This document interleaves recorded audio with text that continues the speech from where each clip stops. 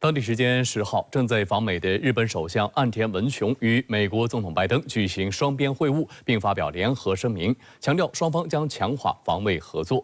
首次美日菲三边峰会将在当地时间11号举行。外界预计此次会议或又将催生出一个新的小三边机制，无疑将进一步加剧地区紧张局势。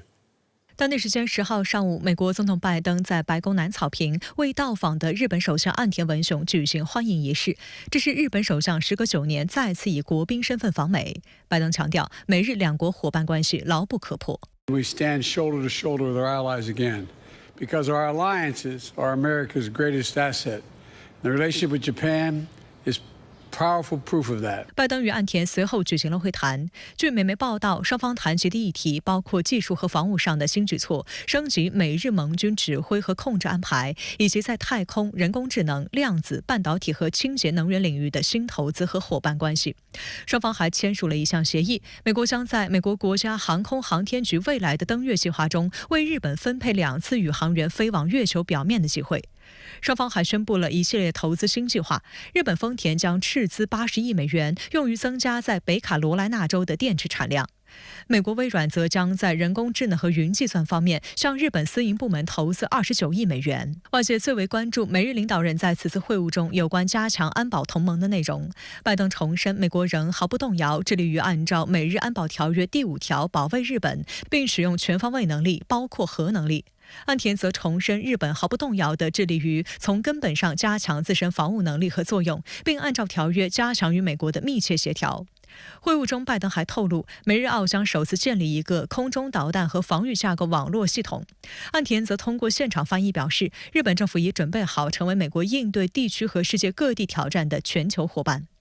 值得警惕的是，日本近来大幅提升国防预算，上月还宣布计划解禁对外出口具强大杀伤力的新一代战机，被视为防卫政策的重大转变。有分析认为，上述动作恰恰证明日本正在努力成为拜登所说的用来震慑对手的网格状战略架构的关键参与者。 在刚刚结束的第22届韩国国会选举中，最大在野党获得压倒性胜利，继续保持国会第1大党的地位。执政党惨败，韩国总理等多名政府高官全员请辞。分析人士认为，对尹锡悦政府和执政党经济措施的不满是这一结果的重要原因。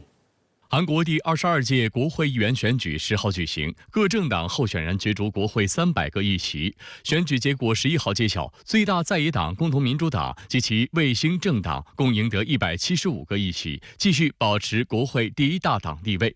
执政党国民力量党及其卫星政党共获得108个席位。此外，前法务部长官曹国主导组建的祖国革新党成为一匹黑马，夺得12个席位，预计将成为可以影响议会 控制权的第3方势力。韩国国会议员选举每4年举行一次，结果直接由韩国民众决定。每名选民同时投2票，1票投给所在选区候选人，1票投给支持的政党。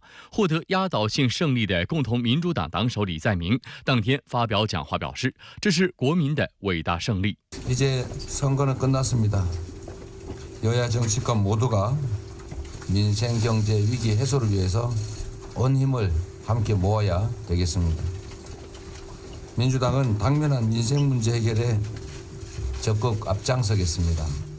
거듭 국민 여러분께 깊이 감사드립니다. 选举结果揭晓后，韩国国务总理韩德洙向总统尹锡悦口头提出辞职，总统秘书室室长、政策室室长等总统幕僚也表明辞职意向。另外，国民力量党领导人韩东勋也因所在党惨败引咎辞职。 민심은 언제나 옳습니다. 국민의 선택을 받기에 부족했던 우리 당을 대표해서 국민들께 사과드립니다.